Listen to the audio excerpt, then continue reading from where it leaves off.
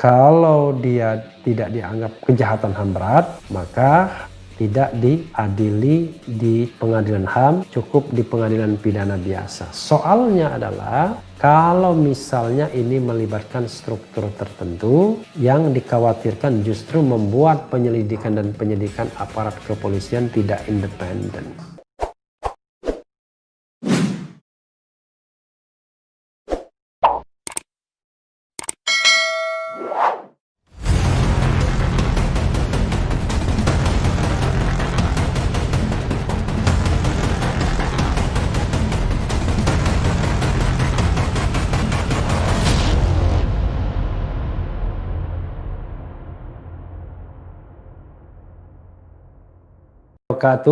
Sobat RH sekalian, jumpa lagi kita di channel yang keren ini, Keren Cadas. Kita masih akan menguber ya berita atau ulasan yang ngeri-ngeri sedap ya, mengenai Laskar FPI dan rekomendasi yang dibuat dan dilaporkan oleh Komisi Nasional Hak Asasi Manusia. Ini ada tulisan yang menarik dari rekan saya, Profesor Dr. Suteki ya, atau Pierre Suteki, yang sebenarnya saya minta untuk membuat video sebagaimana biasanya, tapi rupanya beliau masih sibuk dan ada tulisan beliau yang tersebar di grup WhatsApp. Saya akan membacakannya karena sangat menarik untuk membuka wawasan perspektif kita semua mengenai apa yang dihasilkan dan dilaporkan oleh Komnas HAM. Judulnya menggelitik ya, yaitu rekomendasi bukan rekomendasi sebagaimana dimaksud rekomendasi sebagai rekomendasi. Jadi agak bingung ya, rekomendasi bukan rekomendasi. Intinya dia ingin mengatakan bahwa kalau rekomendasi itu ya begini loh. Nah, nanti kita lihat begini lohnya itu seperti apa ya. Kita bacakan saja, lumayan panjang tulisannya. Penegakan hukum merupakan sebuah usaha untuk mengejawantahkan ide-ide hukum. Nilai dasar hukum menjadi kenyataan melalui due process of law oleh penegak hukum.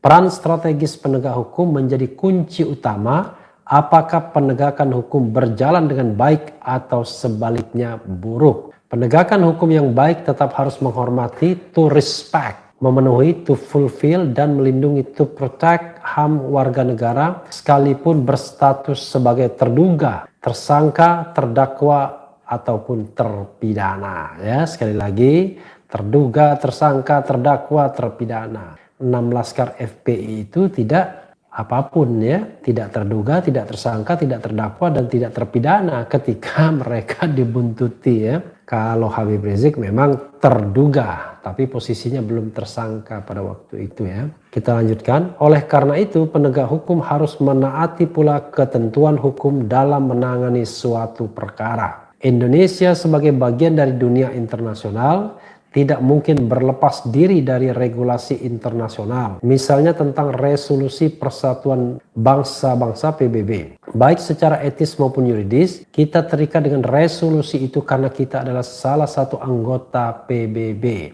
Mari bersama kita cermati sebuah resolusi PBB tahun 1979 tentang aturan perilaku bagi aparat penegak hukum pada saat menjalankan tugas, fungsi, dan wewenangnya dalam penegakan hukum. Aturan perilaku bagi aparat penegak hukum diadopsi oleh Resolusi Sidang Umum PBB nomor 34/169 tanggal 17 Desember 1979 ya, pasal 1. Aparat penegak hukum di setiap saat memenuhi kewajiban yang ditetapkan oleh hukum kepada mereka, yaitu dengan melayani masyarakat dan melindungi semua orang dari tindakan yang tidak sah sesuai dengan rasa tanggung jawab yang tinggi sebagaimana diharuskan oleh profesi mereka. Jadi mereka adalah pelindung ya, bahkan mereka melindungi dari perbuatan orang lain yang tidak sah. Nah, bukan mereka sendiri yang justru berbuat ya, yang melanggar hukum. Pasal 2, dalam melaksanakan kewajiban mereka, aparat penegak hukum menghormati dan melindungi martabat kemanusiaan serta memelihara dan menjunjung tinggi hak asasi manusia, HAM semua orang. Pasal 3, aparat penegak hukum boleh menggunakan tindakan keras, force, hanya bila mana benar-benar diperlukan dan hanya sejauh yang diperlukan bagi pelaksanaan kewajiban mereka, ya. Jadi kalau memang mau membalas, ya jangan sampai kemudian terbunuhnya orang, apalagi sampai 6 orang, ya, theoretically begitu. Pasal 5, aparat penegak hukum sama sekali tidak boleh melakukan, menganjurkan atau membiarkan setiap bentuk penyiksaan ataupun setiap bentuk perlakuan atau penghukuman lainnya yang kejam, tidak manusiawi atau merendahkan derajat. Demikian pula aparat penegak hukum sama sekali tidak boleh menggunakan perintah atasan atau keadaan luar biasa, misalnya keadaan perang atau ancaman perang, ancaman keamanan nasional, ketidakstabilan politik dalam negeri, atau keadaan darurat umum lainnya sebagai pembenaran untuk melakukan penyiksaan atau memberikan perlakuan atau penghukuman lainnya yang kejam, tidak manusiawi dan merendahkan derajat. Jadi no exception, ya. Tidak ada pengecualian. Pasal 6, aparat penegak hukum menjamin perlindungan sepenuhnya terhadap kesehatan orang-orang yang mereka tahan dan terutama bertindak dengan segera untuk menyediakan perhatian medis kapan saja diperlukan. Jadi kalau ada laskar yang sekarat, ya cepat dia bertindak, ya, dan juga melindungi mereka yang berada dalam penguasaan mereka. Berdasarkan resolusi PBB 1979 tentang aturan perilaku bagi aparat penegak hukum, dapat diambil kesimpulan bahwa rakyatlah yang seharusnya diutamakan untuk memperoleh perlindungan hukum dari negara, yang salah satu fungsinya dijalankan oleh aparat penegak hukum. Beberapa kali Presiden, pejabat menteri hingga Kapolda mengutip pernyataan Cicero bahwa keselamatan rakyat adalah hukum tertinggi, salus populi suprema lex esto. Jika adagium ini diterapkan secara keliru oleh penguasa jahat, maka penguasa itu akan memperalat hukum sebagai sarana untuk melegitimasi kekuasaannya atas dalih keselamatan rakyat, ya.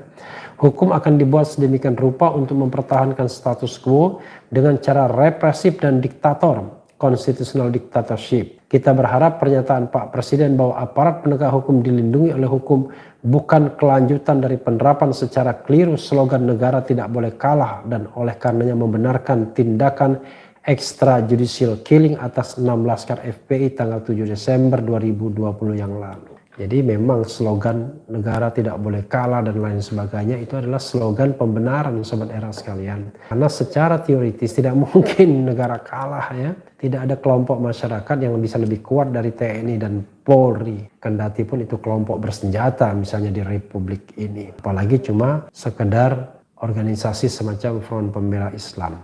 Kita tahu bahwa di negara demokrasi kedaulatan itu di tangan rakyat. Jika kita konsisten dengan prinsip demokrasi ini, kita juga boleh memiliki slogan rakyat tidak boleh kalah dengan kaum perusak negeri, para penjahat sebenarnya. Selanjutnya, jika terbukti bahwa extrajudicial killing itu sebuah kejahatan dan korbannya jelas ada 6 laskar FPI, maka tentu ada pelakunya, yaitu penjahatnya. Haruskah penjahat itu dihukum? Siapa yang harus menghukum? Dalam hal ini rakyat juga tidak boleh kalah dengan penjahat itu karena sebenarnya rakyatlah yang berdaulat. Menarik, ya. Ajaran tentang demokrasi dan konstitusi, ya. Kedaulatan berada di tangan rakyat dan dilaksanakan menurut Undang-Undang Dasar, itu kata konstitusi kita, ya. Jika rakyat tidak lagi berdaulat, maka demokrasi itu sebenarnya sudah mati dan seharusnya dikubur bersama syahidnya 6 laskar FPI. Terkait dengan dugaan kuat adanya extrajudicial killing atas 6 laskar FPI, TGPF salah satu bukti slogan rakyat tidak boleh kalah. Kapan mau dibentuk? Akhirnya perlu disadari bahwa dalam keadaan apapun, rakyat harus mendapat keadilan secara layak. Rakyat tidak boleh kalah dengan penjahat, sekalipun mereka adalah pejabat yang sedang berkuasa, ya. Ini adalah pernyataan-pernyataan yang normatif, sobat era sekalian, ya, dan harusnya tidak perlu dibantah. Hingga akhir bulan Desember 2020, pemerintah Indonesia belum membentuk TGPF untuk mengusut tuntas pembunuhan 6 anggota Laskar FPI. Adalah Komnas HAM yang bekerja untuk melakukan penyelidikan atas extrajudicial killing tersebut. Dalam penyelidikannya, Komnas HAM menyimpulkan telah terjadi pelanggaran HAM atas meninggalnya 4 Laskar khusus FPI dalam peristiwa 7 Desember 2020 di kilometer 50 tol Jakarta Cikampek. Sedangkan pembunuhan 2 anggota Laskar FPI oleh Komnas HAM tidak disebut sebagai bentuk pelanggaran HAM oleh penegak hukum karena dianggap akibat dari adanya baku tembak antara keduanya. Hal ini disampaikan Khairul Anam, Ketua Tim Penyelidikan Komnas HAM dalam konferensi pers di kantornya Jumat 8 Januari 2021. Dalam hasil rekomendasi Komnas HAM terdapat 4 rekomendasi utama. Dalam artikel ini saya fokus pada rekomendasi pertama yang berbunyi, Komnas HAM menyatakan peristiwa tewasnya 4 orang Laskar FPI merupakan kategori dari pelanggaran HAM. Oleh karenanya Komnas HAM merekomendasikan kasus ini harus dilanjutkan ke penegakan hukum dengan mekanisme pengadilan pidana guna mendapatkan kebenaran material lebih lengkap dan menegakkan keadilan. Adakah yang aneh dengan rekomendasi tersebut? Coba kita cermati pernyataan Komnas HAM yang hanya menyebutkan dengan nomenklatur pelanggaran HAM dan bukannya pelanggaran HAM berat. Itu artinya penegak hukum seki polisi dinyatakan hanya melakukan pelanggaran HAM yang menurut versi Mahfud MD bukan pelanggaran HAM karena pelanggaran HAM tersebut bukan pelanggaran HAM sebagaimana dimaksud oleh Undang-Undang tentang pelanggaran HAM sebagai pelanggaran HAM.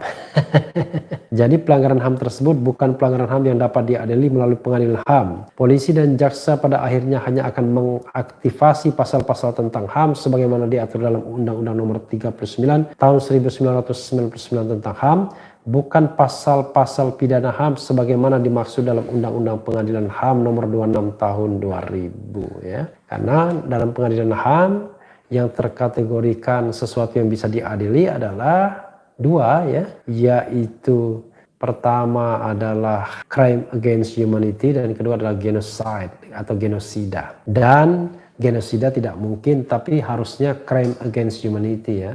Kejahatan terhadap kemanusiaan mungkin masih relevan. Dalam Undang-Undang HAM pasal 1 angka 6 disebutkan bahwa pelanggaran hak asasi manusia adalah setiap perbuatan seseorang atau kelompok orang termasuk aparat negara baik disengaja maupun tidak disengaja ataupun kelalaian membatasi dan atau mencabut hak asasi manusia seseorang atau kelompok orang yang dijamin oleh undang-undang ini dan tidak mendapatkan atau dikhawatirkan tidak akan memperoleh penyelesaian hukum yang adil dan benar berdasarkan mekanisme hukum yang berlaku. Sementara itu, Undang-Undang Nomor 39 Tahun 1999 tidak ada satupun klausul yang memuat ketentuan sanksi pidana. Undang-undang ini hanya mengatur tentang hak, kewajiban, dan tanggung jawab HAM serta mengatur kewenangan Komnas HAM. Berbeda dengan Undang-Undang Nomor 26 Tahun 2000 tentang Pengadilan HAM, pelanggaran HAM yang dimaksud adalah pelanggaran HAM berat.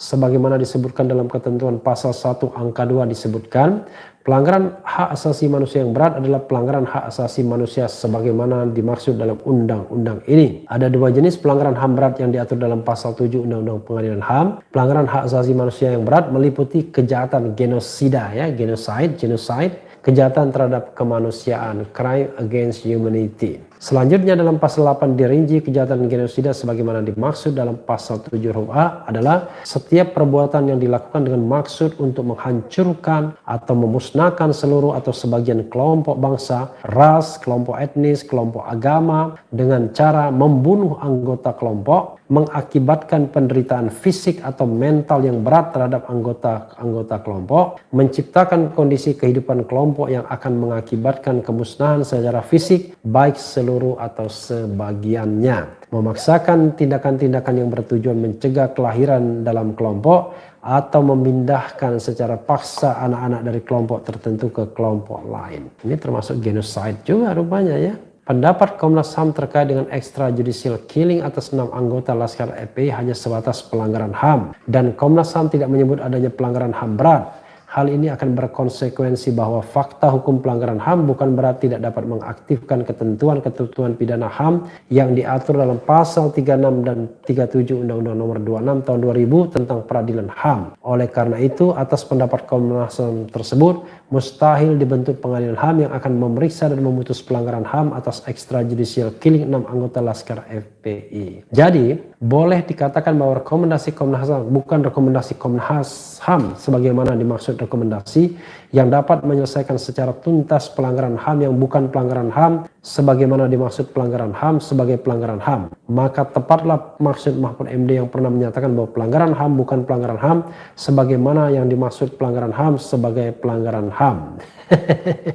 Jadi maksudnya sobat daerah sekalian biar tidak pusing adalah kalau mau membawa kasus Laskar FPI ini ke dalam pengadilan HAM maka harus dikategorikan matinya Laskar atau tewasnya Laskar itu sebagai apakah sebagai genocide ya termasuk tadi pemusnahan kelompok agama atau crime crime against humanity atau kejahatan terhadap kemanusiaan. Dua itu saja kemungkinannya. Pendapat hukum dan rekomendasi Komnas HAM merupakan anti klimaks dari ekspektasi publik kepada Komnas HAM untuk secara jujur dan adil menilai fakta hukum terjadinya extrajudicial killing atas 6 anggota Laskar FPI agar bisa digunakan untuk menyeret pelaku ke meja pengadilan HAM dan dituntut dengan pidana mati atau pidana penjara seumur hidup atau pidana penjara paling lama 25 tahun dan paling singkat 10 tahun. Rasa ketidakpuasan atas pendapat dan rekomendasi Komnas HAM masih menyeruak di tengah masyarakat yang menginginkan agar penegakan hukum berjalan adil dan jujur. Sebagian masyarakat menilai Komnas HAM tidak lagi independen. Oleh karena itu sejak awal publik meminta agar dibentuk tim gabungan pencari fakta independen. Melalui TGPFI ini diharapkan menghasilkan rekomendasi yang benar-benar merekomendasikan sebuah rekomendasi sebagaimana dimaksud rekomendasi sebagai rekomendasi yang mampu menyelesaikan pelanggaran HAM berat. Jadi maksudnya rekomendasinya itu adalah betul-betul rekomendasi dalam konteks terjadinya pelanggaran HAM berat ya, seperti crime against humanity dan penghilangan nyawa ya. The right to life itu adalah sebuah pelanggaran HAM. Tinggal dikategorikan apakah ini termasuk kejahatan kemanusiaan atau genocide atau tidak. Apapun alasan, apapun namanya, pelanggaran HAM sebagai pelanggaran HAM harus diadili dengan pengadilan HAM karena pelanggaran HAM adalah pelanggaran HAM sebagaimana dimaksud pelanggaran HAM sebagai pelanggaran HAM menurut Undang-Undang HAM dan Undang-Undang Pengadilan HAM. Rekomendasi Komnas HAM bukan rekomendasi yang diharapkan oleh publik mampu menyelesaikan pelanggaran HAM berupa extrajudicial killing atas 6 anggota kelompok agama yang bernama FPI. Itulah yang dimaksud rekomendasi, bukan rekomendasi sebagaimana dimaksud rekomendasi sebagai rekomendasi. Tabi, Semarang, Ahad 10 Januari 2021. Ya, Sobat RH sekalian, itu dari Profesor Pierre Suteki ya, berapa kali di channel Refli Harun ini memberikan pendapatnya, membuat video dan kemudian dimuat di dalam channel ini. Saya sebenarnya meminta pendapat beliau juga ya, membuat video tapi rupanya beliau sedang sibuk. Tetapi sudah kita bacakan pendapatnya yang menyatakan kekecewaan terhadap hasil kerja Komnas HAM. Karena menurut dia Komnas HAM tidak merekomendasikan sesuatu yang harusnya menjadi rekomendasi ya. Yang dimaksud rekomendasi di dalam undang-undang tentang hak asasi manusia dan terutama pengadilan HAM. Jadi Sobat Era sekalian, kalau dia tidak dianggap kejahatan HAM berat, maka tidak diadili di pengadilan HAM, cukup di pengadilan pidana biasa. Soalnya adalah kalau misalnya ini melibatkan struktur tertentu yang dikhawatirkan justru membuat penyelidikan dan penyidikan aparat kepolisian tidak independen.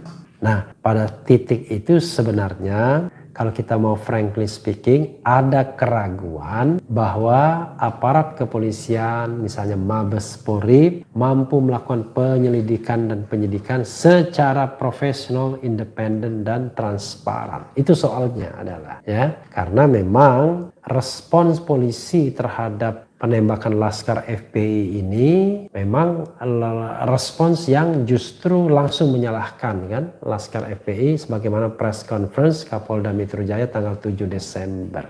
Dan juga beberapa lingkungan kepolisian juga justru perhatiannya fokusnya mau digeser dari extrajudicial killing atau hilangnya nyawa 6 orang Laskar FPI ke dalam kasus-kasus lain yang ya remeh-temeh, ecek-ecek seperti kepemilikan senjata api dan serangan terhadap kepada petugas yang kita tidak tahu sejauh mana eskalasi serangan tersebut. Apakah demikian mengkhawatirkannya atau justru ketika terjadi baku tembak katakanlah begitu terjadi pertarungan yang tidak seimbang. Ya karena faktanya adalah tak ada satupun petugas yang terluka sedikit pun dan hanya terjadi sedikit kerusakan di mobil. Tapi sebaliknya yang terjadi pada Laskar FPI, 2 orang tewas dalam tembak-menembak itu dalam tanda kutip, dan 4 lainnya tewas dalam penguasaan aparat. Ya, saudara sekalian, itu tadi pendapat dari guru besar ya Universitas Diponegoro Fakultas Hukum, Profesor Dr. Pierre Suteki. Pendapat sah-sah saja dalam sebuah negara demokratis kecuali kita tidak demokratis dan tidak bebas lagi. Perkara setuju atau tidak itu soal lain. Tetapi yang paling penting adalah concern kita semua agar masalah penembakan 6 laskar FPI ini diselesaikan secara adil dan transparan dan tidak memunculkan yang namanya impunity, ya, sebuah kesalahan yang tidak bisa dihukum karena dilindungi oleh struktur negara atau struktur kekuasaan tertentu. Ya, sobat era sekalian, yang penting tetap di channel ini, karena di channel ini Anda akan dirayu, ditipu, dibaperin, dicecar, diuber pula di jalur khusus. Karena channel ini adalah channel yang mengancam, memeras, dan membenci. Jangan lupa subscribe, like, comment, and share. Cia.